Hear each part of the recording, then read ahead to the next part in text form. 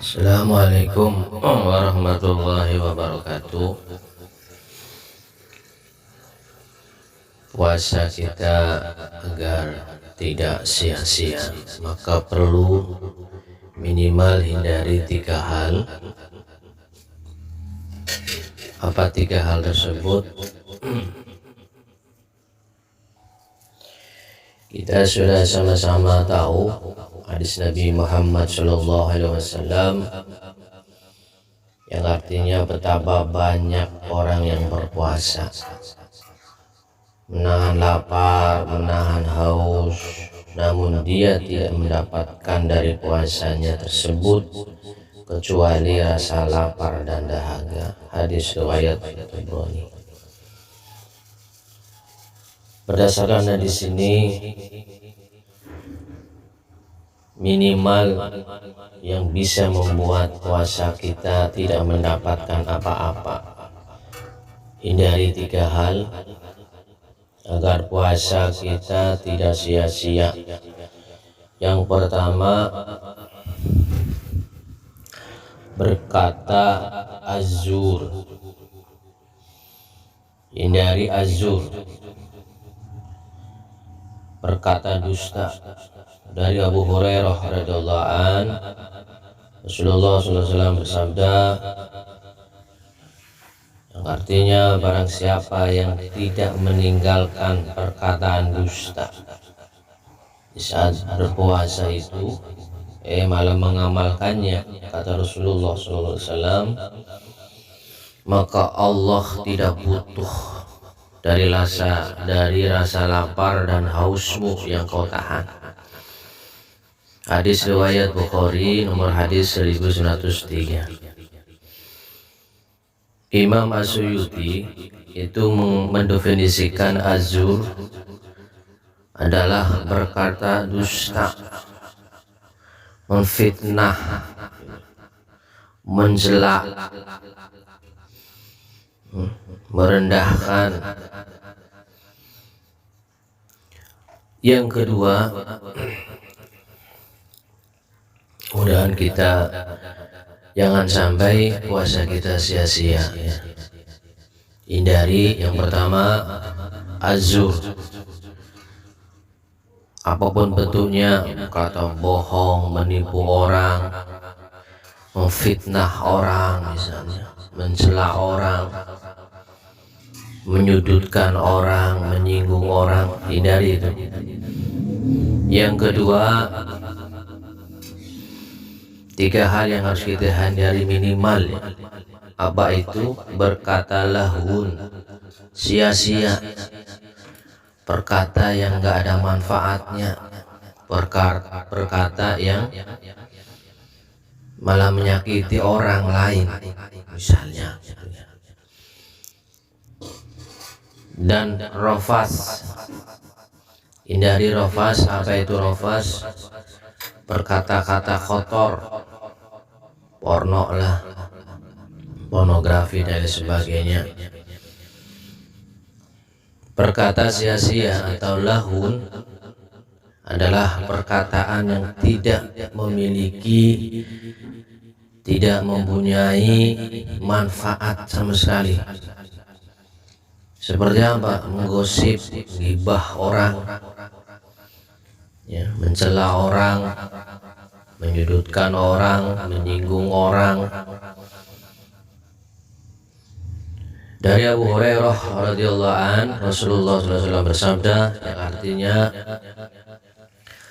kata beliau, Rasulullah SAW, puasa bukan hanya menahan makan dan minum, akan tetapi puasa adalah dengan menahan diri dari perkataan lahun dan rofas. Sia-sia, lahun, sia-sia, kata-kata yang ada manfaatnya, rofas, kata-kata pornografi lah dan sebagainya, kata-kata kotor. Kata Rasulullah SAW, apabila ada seorang yang mencelamu atau berbuat usil padamu, namanya hidup bersosial, ada saja orang yang mencelamu lah, berbuat usil lah padamu, Katakan padanya, Rasulullah, aku sedang puasa. Jangan dibalas, jangan ditimpali, malah justru khawatir puasa kita jadi nggak ada gunanya, sia-sia. Kita terpancing namanya tuh. Katakanlah, kata Rasulullah SAW, aku sedang puasa, aku sedang puasa. Yang bermasyarakat adalah orang ngajak berantem lah, cekcok mulut lah, bertengkar lah, dan sebagainya. Hadis riwayat Ibnu Majah dan Hakim. Syekh Albani dalam Sahih At-Targhib wa Tarhib nomor hadis 1082 mengatakan hadis ini sahih. Lahun, apa itu lahun? Dalam kitab Fathul Bari, Al-Aqfasi mengatakan lahun itu adalah apa? Perkataan sia-sia dan semisalnya yang tidak berfaedah, tidak manfaat, tidak berguna, justru malah menzalimi orang, nyakiti orang, mencela orang, menzalimi orang, merendahkan orang, menyinggung orang lah. Rofas, apa itu rofas? Ibnu Hajar mengatakan istilah rofas digunakan dalam pengertian kiasan untuk hubungan badan dan sebuah perbuatan keji, perbuatan keji dan sebagainya. Ini kata Ibnu Hajar termasuk hubungan suami istri, itu kata beliau demikian. Kemudian Al-Azhari mengatakan istilah rofas adalah istilah untuk semua hal yang bersifat kotor lah, pornografi dan sebagainya. Dan terakhir, 3 hal yang minimal kita hindari agar puasa kita tidak sia-sia adalah melakukan berbagai macam maksiat. Hindari maksiat ini bisa berbentuk maksiat dosa kecil ataupun dosa besar. Dengan kita bermaksiat dalam puasa justru bukan semakin mendekatkan diri kepada Allah, bukan semakin menjadikan kita muttaqin, malah semakin jauh. Maksiat hindari. Kita sudah menunggu 1 tahun bulan Ramadan, kita dapat ini. Allah Subhanahu wa Ta'ala mentakdirkan kita masuk di puasa Ramadan ini. Tahun ini manfaatkan sebaik-baiknya, jangan sampai sia-sia.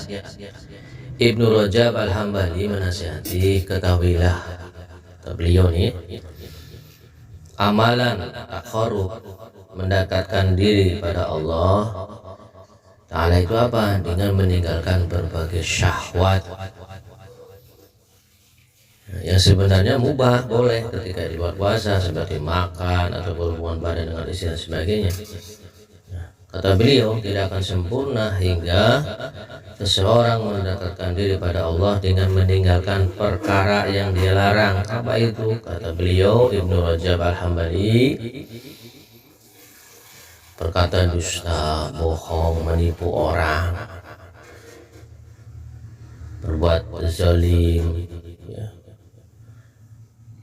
menyakiti orang, menzalimi orang, menyinggung orang, hati orang, mencela orang, merendahkan orang lain misalnya. Kemudian kata beliau, hindari permusuhan di antara manusia dalam masalah darah, harta dan kehormatan. Yang sekali-kali kita sedang berpuasa ini menzalimi tetangga lah, saudara misalnya, teman atau lain sebagainya, ya. Kita berbuat curang misalnya, membunuh misalnya, hindari itu. Ibnu Rajab Al-Hambali menasihati demikian. Kemudian Jabir bin Abdullah juga menyampaikan fatwa yang bagus untuk yang orang berpuasa. Seandainya kau berpuasa, kata beliau, maka hendaknya pendengaranmu, penglihatanmu, dan lisanmu diusahakan turut ikut berpuasa,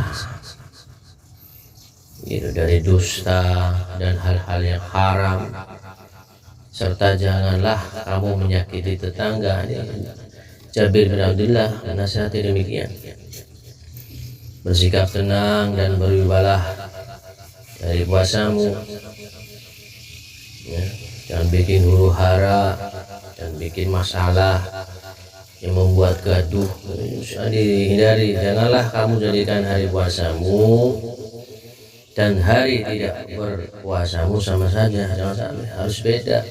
Ketika kita sedang berpuasa harus beda, ya, jaga mulut, pendengaran, mata selama 1 bulan ini. Kenapa? Biar kita menjadi orang yang la'allakum tattaqun. Misi puasa kita 1 bulan, kita disuruh tidak makan, tidak minum 1 bulan.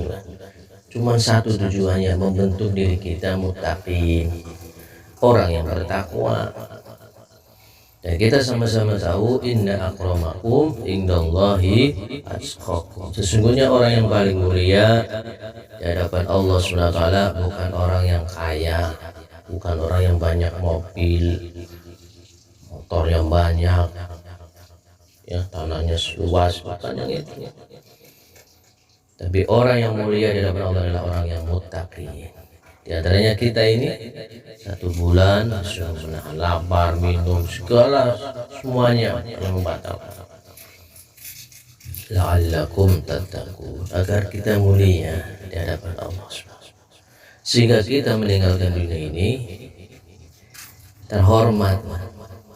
Kita pulang, kita hadir di dunia ini dengan bersih. Ketika pulang pun meninggalkan dunia ini kita bersih, ya. Mudah-mudahan Allah SWT menjadikan kita semua, ya, pulang kepada Allah, meninggalkan dunia ini bersih dari dosa dan lain sebagainya, sebagaimana kita lahir ke dunia ini dengan keadaan bersih dan suci. Subhanallahumma wa bihamdika asyhadu an la ilaha illa anta astaghfiruka wa atubu